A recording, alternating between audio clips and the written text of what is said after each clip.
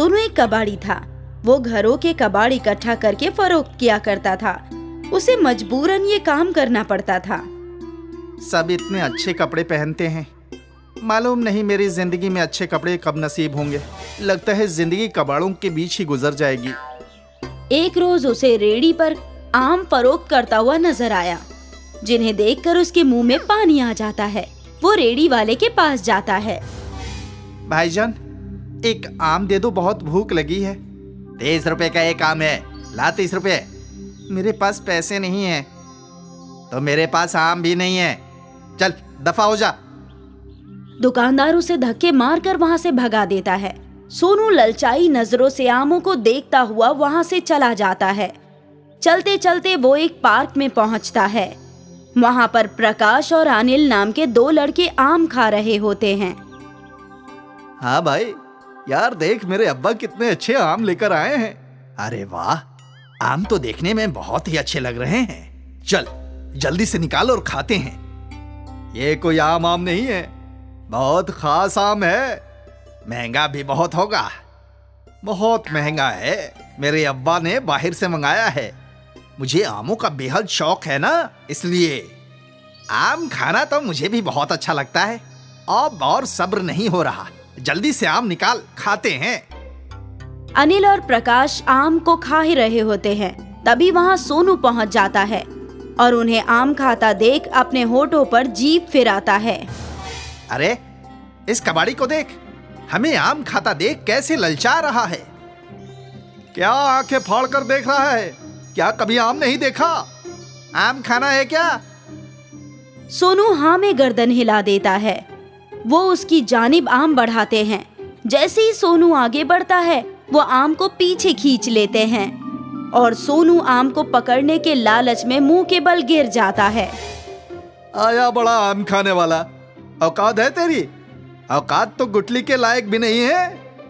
कितना महंगा आम है, इसकी खुशबू लेना भी महंगा पड़ सकता है तेरे को। प्रकाश और अनिल उस पर हंसते हैं। सोनू वहां से मायूस होकर निकल जाता है और कंधे पर अपनी कबाड़ की बोरी लटकाकर चल देता है। चलते चलते उसे एक साधु बाबा नजर आते हैं, जो बेहोश होकर जमीन पर गिरे हुए होते हैं। वो उन्हें देखकर उनके पास दौड़कर जाता है। बाबा, क्या हुआ? आप बेहोश कैसे हो गए? मुझे इन्हें पानी पिलाना चाहिए। सोनू भागा भागा पास के दरिया से पानी लेकर आता है और साधु बाबा के मुंह पर छिड़कता है। साधु बाबा को होश आ जाता है। सोनू को अपने पास देखकर साधु महाराज उससे कहते हैं, कौन हो तुम और यहाँ क्या कर रहे हो? और मैं जमीन पर कैसे गिरा? मुझे कुछ याद नहीं है। साधु बाबा, गर्मी होने की वजह से आप बेहोश हो गए थे। मैंने पास के दरिया से पानी लाकर आपके ऊपर छिड़का और पिलाया है, जिसकी वजह से आपको होश आ गया। तुम्हारा बहुत बहुत शुक्रिया बेटा कि तुमने मेरी फिक्र की। बाबा जी, ये तो मेरा फर्ज था। लेकिन तुम इतने मायूस क्यों नजर आ रहे हो? तुमसे किसी ने कुछ कहा है क्या? सोनू साधु को सारा वाकया बताता है और अपने आम खाने की ख्वाहिश को जाहिर करता है। साधु सोनू की बात सुनकर उसको तसल्ली देते हैं और कहते हैं, सोनू, तुमने मेरी मदद की है। मैं तुम्हें ये कमंडल देता हूं। इसमें से आमरस निकलेगा। उसको जितनी बार तुम पलटोगे उतनी बार आमरस निकलेगा। अब तुम जितनी बार चाहो और जितना चाहो आमरस पी सकते हो। साधु सोनू को कमंडल दे देते हैं। कमंडल पाकर सोनू बेहद खुश होता है और जी भर के आम रस पीता है। अपने साथ साथ वो और गरीब लड़कों को भी आम रस पिलाता है। आम रस पीना जिनकी कुव्वत में नहीं था। एक बार जब सोनू कमंडल में से आम रस निकालकर पी रहा था और अपने दोस्तों को पिला रहा था, तब अनिल और प्रकाश उसे देखते हैं। प्रकाश, ये तो वही लड़का है ना जिसको हमने आम खाने नहीं दिया था और उसको धक्के देकर भगा दिया था? ये तो वही कबाड़ी है ना? हाँ, है तो वही, लेकिन वो तो कबाड़ी था। उसके पास इतने महंगे आमों का आमरस कहां से आ रहा है? और इतना सारा आमरस कि वो बाकी के बच्चों में भी बांट रहा है। इसका तो इल्म करना ही होगा। अनिल और प्रकाश चोरी छिपे देखते हैं तो कमंडल के आमरस का असरार मालूम हो जाता है। अच्छा, तो उसके आमरस का ये असरार है। इस कमंडल को तो हम चुरा लेंगे और फिर देखते हैं कि ये आमरस कैसे पीता है। अनिल और प्रकाश सोनू की नजर हटते ही वो कमंडल चुरा लेते हैं और पहाड़ी पर जाकर छुप जाते हैं। वहाँ पर उन दोनों में बहस होती है कि कौन उस कमंडल में से आमरस निकालेगा। ला प्रकाश, मुझे कमंडल दे, आमरस निकाल कर पीते हैं। मैं कमंडल क्यों दूं? मेरे हाथ में है कमंडल, तो आमरस मैं ही निकाल कर देता हूँ। नहीं नहीं, कमंडल से आमरस तो मैं ही निकालूंगा। अगर हिम्मत है तो मुझसे हासिल करके दिखा। आमरस का कमंडल मेरे पास है और मैंने कमंडल चुराने में मेहनत ज्यादा की है, तो कमंडल का आमरस मेरा हुआ। मैं तुझे थोड़ा सा दे दूंगा। प्रकाश और अनिल उस कमंडल के लिए आपस में झगड़ा करने लगते हैं। तभी कमंडल उनके हाथ से गिर जाता है और आमरस बाहर गिरना शुरू होता है। जितनी बार वो पहाड़ी से टकराता है उतनी मर्तबा कमंडल से आमरस निकलता है, जिसकी वजह से वहाँ सैलाब आ जाता है। मैंने कहा था ना, कमंडल मुझे दे दे, मैं इसमें से अच्छी तरह से आमरस निकाल लूंगा। लेकिन तू है कि मेरी सुनता ही नहीं। अब जितनी मर्तबा ये पहाड़ी से टकराता है उतनी मर्तबा इससे आमरस निकलता का निकलता जा रहा है। इसी तरह ये निकलता रहा तो सैलाब आ जाएगा। अब मुझे क्या मालूम था इसका जादू इतना ज्यादा चलेगा कि सैलाब आने की नौबत आ जाएगी। देखते ही देखते पूरा मोहल्ला आमरस के सैलाब में डूब जाता है। सभी लोग उस आमरस में तैरते हुए नजर आते हैं। सबके घरों में आमरस पहुंच जाता है। जैसे ही सोनू को आमरस के सैलाब की वजह का अंदाजा होता है, वो उस कमंडल को तलाशने के लिए निकल जाता है। वो सैलाब में चलता हुआ कमंडल के पास पहुंच जाता है। इस कमंडल के आमरस से तो सैलाब ही आ गया। इस सैलाब को कुछ भी करके मुझे खत्म करना ही होगा, नहीं तो सब कुछ तबाह हो जाएगा। सोनू उस कमंडल को अपने हाथ में लेता है और कमंडल से कहता है, कमंडल कमंडल, इस आमरस के सैलाब को वापस अपने अंदर ले लो। अगर तुम इसी तरह आमरस को बाहर करते रहोगे तो पूरी दुनिया ही इस आमरस में डूब जाएगी। तुमसे गुजारिश है कि इस आमरस को अपने अंदर वापस ले लो। कमंडल सारा आमरस अपने अंदर समेट लेता है और सब कुछ कब्ल की मानिंद हो जाता है। अब सोनू उस कमंडल को लेकर उस साधु बाबा के पास जाता है। साधु बाबा, इस कमंडल की अब कोई जरूरत नहीं है। इस कमंडल की वजह से तो पूरा आम का सैलाब ही आ गया था। मुझे तो बस थोड़ा सा आमरस चाहिए। मैं नहीं चाहता कि इस कमंडल के आमरस से फिर से कोई परेशानी हो। तो तुम क्या चाहते हो ये बताओ। साधु बाबा, मैं आपको ये कमंडल वापस करना चाहता हूं। आप इस आमरस के कमंडल को वापस ले लीजिए ताकि आगे कोई परेशानी ना हो। ठीक है, ये कमंडल तो मैं वापस ले लेता हूं, लेकिन हाँ, जब भी तुम्हें आमरस पीने का दिल करे तो तुम मेरे पास आ जाना। मैं इस कमंडल से तुम्हें बहुत सारा आमरस पिला दूंगा। जी बाबा जी, जब मेरा आमरस पीने का दिल करेगा तब मैं आपके पास ही आ जाऊंगा। लेकिन इस कमंडल से आमरस नहीं लूंगा, क्योंकि इंतहाई हर चीज की बुरी होती है। एक ना एक दिन कोई चीज ज्यादा होने की वजह से हम मुसीबत में आ जाते हैं। जितना है उतने में ही मुतमईन रहना चाहिए। तुमने बिल्कुल सही कहा।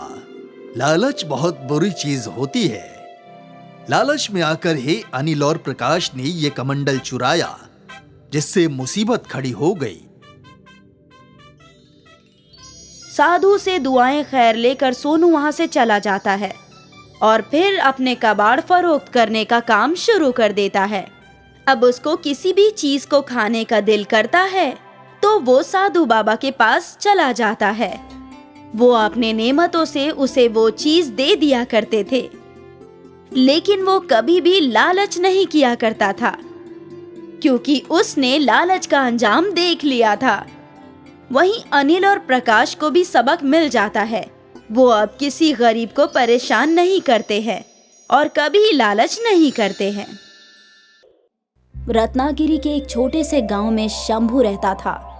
वैसे तो शंभू एक मामूली इंसान था जो एक ढाबे में मुलाजमत करता था, लेकिन उसके पास उसकी छोटी सी जमीन थी जहां उसने सालों पहले आम के पेड़ लगाए थे। देख रही हो मीनाक्षी, मेरे आम के दरख्त कितने बड़े हो गए। लेकिन अब तक इन पेड़ों पर आम क्यों नहीं लगे? बहुत जल्द ही लगेंगे और फिर हमारी जिंदगी बदल जाएगी। उम्मीद है ये सब बहुत जल्द हो। मीनाक्षी और शंभू मिलकर अपने आम के पेड़ों का अच्छे से ख्याल रखा करते थे। रोज सुबह सारे पेड़ों को पानी डालने के बाद ही शंभू अपनी नौकरी पर जाया करता था। आज फिर तुम लेट हो गए शंभू। माफ कर दीजिए मालिक, अगली बार से नहीं होऊंगा। वो मेरे एक दरख्त में कीड़े लगे थे तो मैं उसमें दवाई डाल रहा था। ठीक है, इतने सालों से तुम उन दरख्तों का ख्याल रख रहे हो, ऊपर वाला ही जाने उसमें कब फल आएंगे। आएंगे मालिक, जरूर आएंगे। उसी दिन शंभू को अपनी पगार मिली 10,000 रुपए। वो सारे पैसे लेकर बगल वाली दुकान पर गया।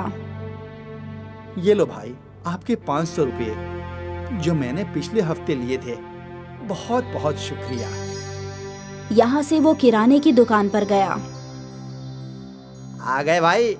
मैं सोच ही रहा था कि अब तक तुम क्यों नहीं आए। खैर, आपके घर का सारा राशन मैंने पहले ही बांध दिया है। बहुत अच्छा किया। कितना हिसाब हुआ भाईजान? 2040 रुपए। ये लो। फिर शंभू दूध वाले के पास गया। ये लो भाई, तुम्हारे 1000 रुपये। अब बकाया खत्म, नया हिसाब शुरू। हाँ ठीक है। सबका हिसाब चुकाकर जब वो घर पहुंचा, आपका इंतजार कर रही थी। पगार मिली लगता है। यहाँ रख दीजिए सारा राशन। मिली भी और 3540 रुपए दे भी दिए। मतलब अब बस 6407 रुपए ही बचे हैं। हाँ, इसमें से खेत के लिए मुझे 3000 रुपये चाहिए। बिजली, मोटर, पानी का बिल वगैरह वगैरह। 500 मेरे महीने का खर्च और बचे हुए 3000 रुपये तुम रख लो। जो सामान लगे वो ले लेना और बाकी पैसे बचा लेना। जी ठीक है। मैंने सोचा था इस माह अगर 3000 रुपए से ज्यादा पैसे मिलते तो नई साड़ी खरीद लूंगी। वो अगले माह मेरी बहन की शादी है ना। तुम फिक्र मत करो, कुछ दिनों में मैं तुम्हारे लिए नई साड़ी ले आऊंगा। ठीक है जी। सारा हिसाब हो चुका था। अगली सुबह जब शंभू अपने आम के पेड़ों के पास पहुंचा तो वो हैरान था। मीनाक्षी, क्या हुआ? देखो, दरख्तों पर फल आ रहे हैं। हे भगवान, ये हमारे पेड़ों की पहली फसल होगी। हाँ हाँ, उम्मीद है फसल बहुत अच्छी होगी ही। हमने इतने सालों से इतनी मेहनत जो की है। वो तो है। शंभू और मीनाक्षी बहुत खुश थे। उनके सालों की मेहनत रंग लाई थी। 1 माह में सारे पेड़ों पर आम आ गए। इतने सारे आम है ना? हाँ, हमें अभी इनकी और भी अच्छे से देखभाल करनी होगी, तभी हमें अच्छी कीमत मिलेगी। हाँ बिल्कुल। अब से मीनाक्षी और शंभू ने ज्यादा से ज्यादा वक्त अपने आम के बगीचे में बिताया। अगर एक भी आम को कीड़े लगते तो वो तुरंत उसे तोड़ देते। लगभग 3 माह बाद आम पकने लगे। शंभू ने एक आम तोड़ा और उसे खाया।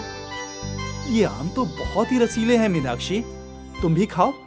हाँ। मीनाक्षी ने भी आम चखा। सही कहते हैं लोग, मेहनत का फल मीठा होता है। अब सारे आम तोड़ने होंगे। ठीक है। शंभू ने अपनी नौकरी से कुछ रोज की छुट्टी ले ली और दोनों मियाँ बीवी मिलकर आम इकट्ठे करने लगे। 3 दिनों में आमों का बड़ा सा ढेर लग गया। सोचा नहीं था इतने सारे आम लगेंगे हमारे पेड़ों पर। ऊपर वाला जब भी देता है छप्पर फाड़ के देता है। तभी एक आमों का कारोबारी वहाँ से गुजर रहा था। उसकी नजर ताजे आमों पर पड़ी।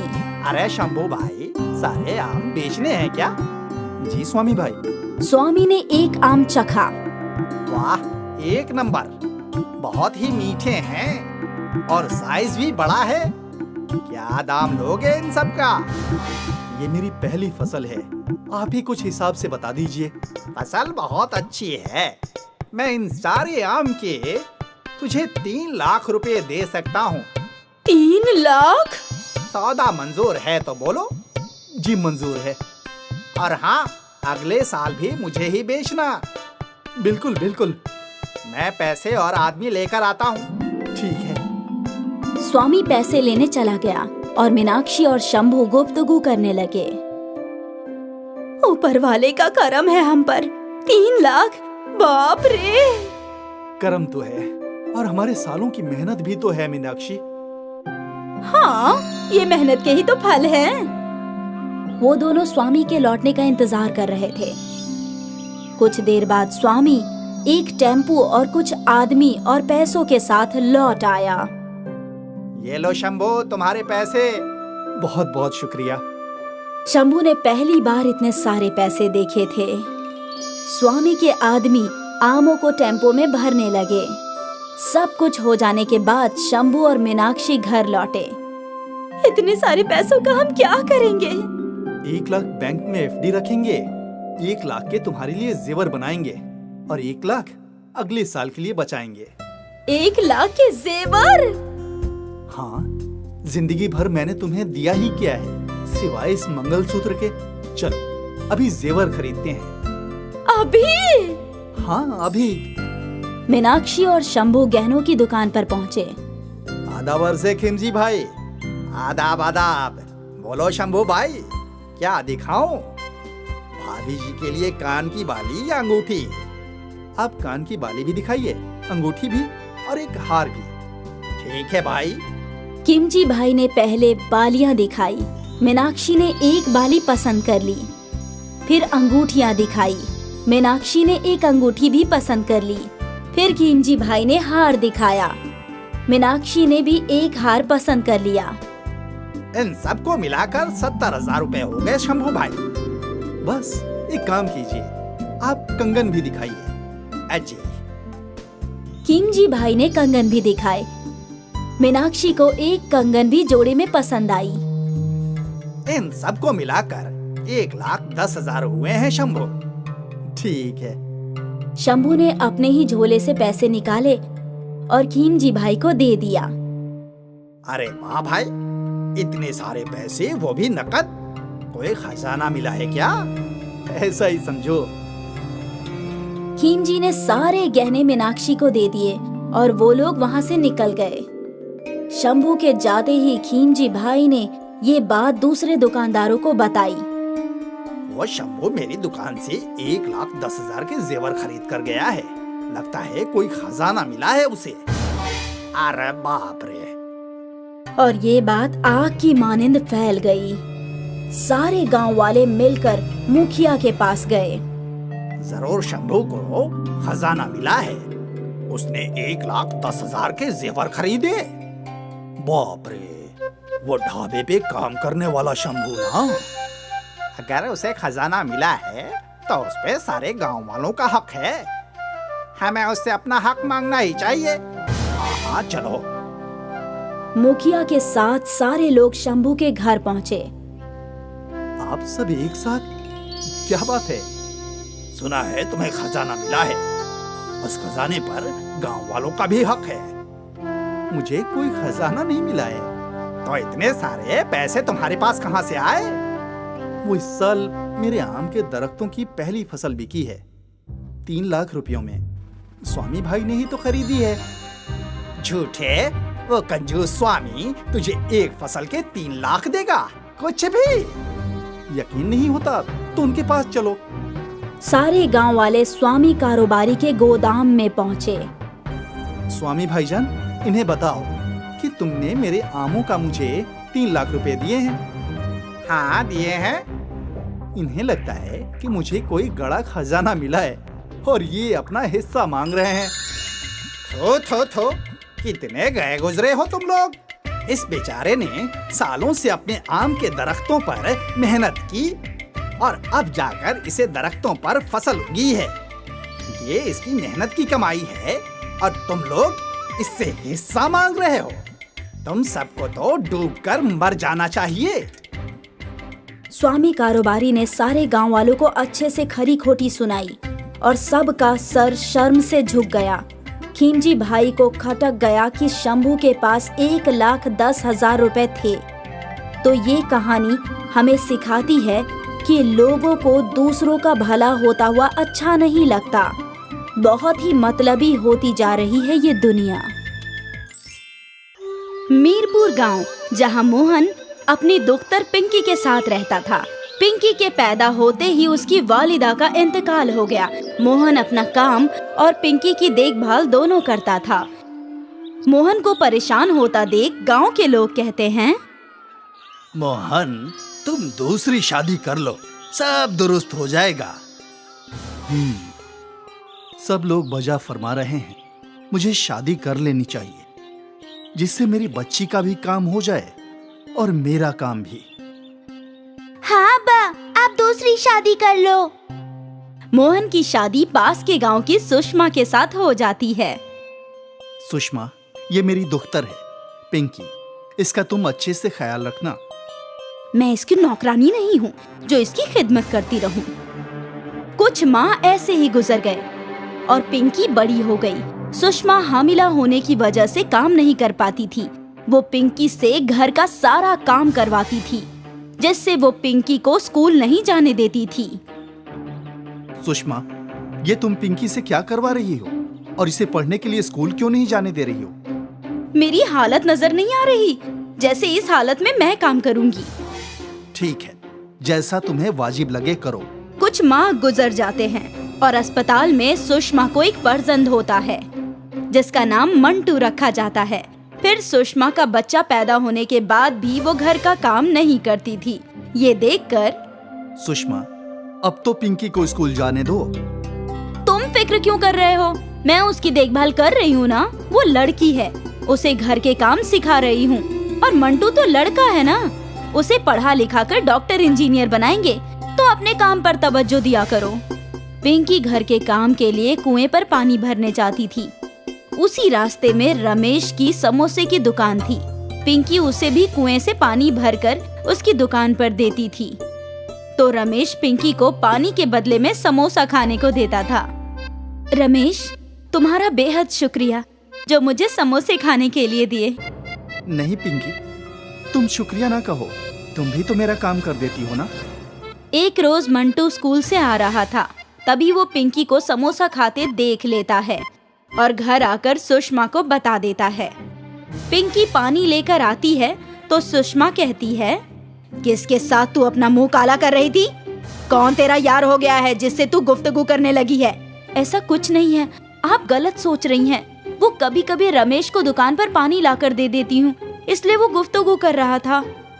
कुछ रोज बाद की बात है। एक रोज पिंकी कुएं के पास आ रही थी, तभी उसका 2 पौओं से रोड पर छोटा सा एक्सीडेंट हो जाता है। ये देख रमेश उसे अस्पताल ले जाता है और अस्पताल में इलाज करवा के घर पहुंचाने आता है। उस रोज पिंकी को घर आने में रात हो जाती है। किसके साथ मुंह काला करके घर आ रही है? खामोश हो जाओ सुषमा, वक्त देखकर बोला करो। क्या हुआ है ये नहीं पूछ रही हो और बस उल्टा बोले जा रही हो। ठीक है, जाओ और देखो अपनी लाडली को क्या क्या कारनामे कर रही है। अगले रोज इसी हालत में उसकी अम्मा ने पिंकी से सारे काम करवाए। पिंकी को ऐसे में काम करता देख रमेश और पिंकी के दरमियां मोहब्बत हो जाती है। एक रोज रमेश ने अपने दिल की बात पिंकी को बता ही दी कि मुझे तुमसे मोहब्बत है। पिंकी ये सुनकर खुश हो गई और उसने हाँ कर दी। कुछ माह बाद एक रोज रमेश का ट्रक से हादसा हो जाता है और मौके पर ही उसकी मौत हो जाती है। उस वक्त पिंकी कुएं से वापस आ रही थी, तभी रमेश का हादसा देख अपना घड़ा छोड़कर दौड़ी दौड़ी आती है और रमेश को पकड़कर रोने लगती है। रमेश, उठ जाओ रमेश, तुम्हारे सिवा मेरा है ही कौन? तुम ही तो हो जो मुझे समझते हो। गांव वाले रमेश की लाश को लेकर चले गए। फिर पिंकी मंदिर में जाकर बहुत रो रही थी। वहाँ पंडित जी आए। बोलो बेटी, क्या हुआ?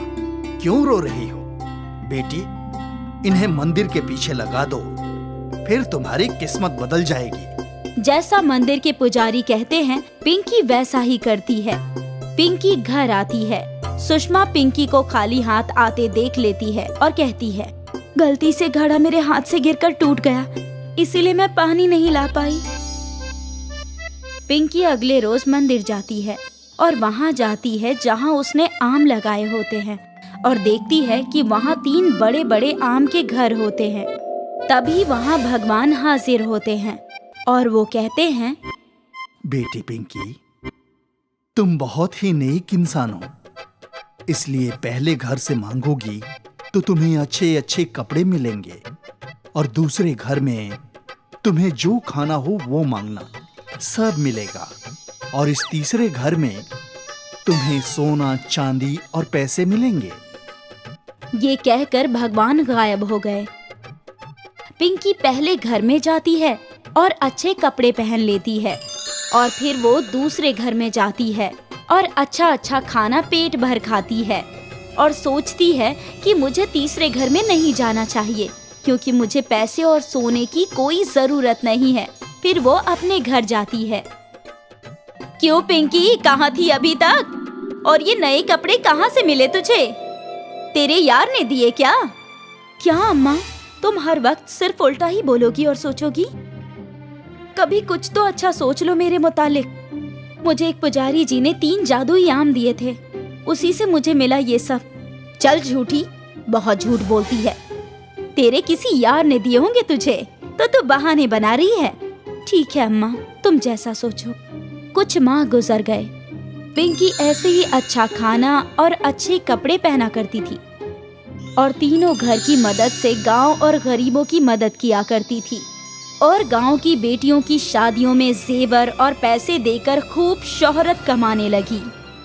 अम्मा, तुम्हें इल्म है, ये पिंकी गांव की बेटियों की शादी में जेवर और पैसे देती है। सुषमा को ये सब सुनकर उसकी बात पर यकीन नहीं हुआ। फिर पिंकी का पीछा कर तीनों आम के घर तक पहुंच गई और जादुई आम का घर पैसे देने वाला है ये सब देखकर उसे लालच हो गया और वो सोने वाले घर में दाखिल हुई। जादुई आम के घर, मुझे ढेर सारा पैसा और जेवरात दो। ऐसा कहते ही सुषमा के गले में ढेर सारे सांप बिच्छू लटकने लगे और उसके आसपास कंकड़ पत्थर और सांप घूमने लगे। ये देख सुषमा बेहद खौफजदा हुई। तभी वहाँ भगवान हाजिर हुए और कहा, ऐ जालिम खातून, तू एक मासूम बच्ची पर इतने जुल्म करती है और यहाँ पैसे और दौलत मांगती है।